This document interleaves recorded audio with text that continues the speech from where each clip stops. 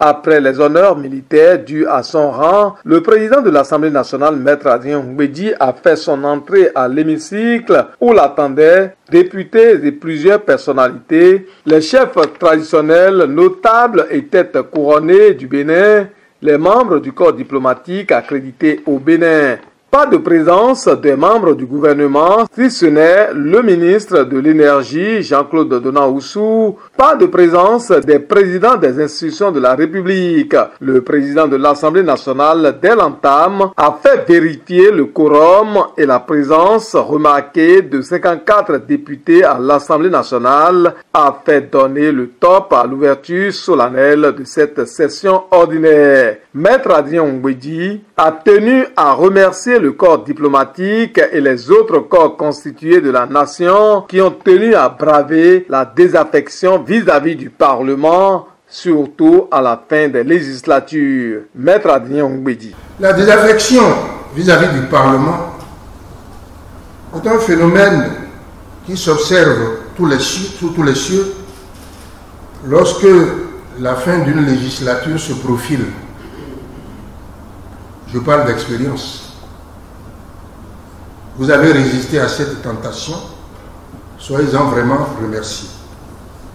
J'ose croire que le gouvernement et les autres institutions de la République résisteront eux aussi à cette tentation de désaffection, surtout à la veille de l'ouverture d'une session budgétaire qui est l'occasion pour le Parlement d'exercer la plénitude de ses attributions. Cette deuxième session ordinaire s'ouvre à un moment très particulier de l'histoire du Bénin où le défi des réformes, surtout avec le système partisan, est nécessaire. L'objectif était important. Honorables invités, chers collègues, cette rentrée parlementaire inaugure la dernière session budgétaire de la 7e législature. Qu'il vous souvienne, il y a un an, nous partagions dans les mêmes circonstances le diagnostic d'un système partisan proche de l'obsolescence.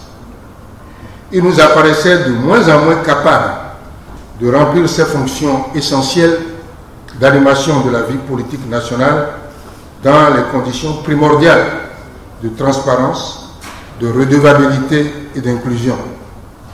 Notre mission dès lors était de mener un débat sain et sincère, permettant d'entreprendre des réformes utiles et pertinentes de ce système partisan. C'était un objectif urgent, tant il était impératif de donner plus de sens à l'engagement politique des femmes et des jeunes.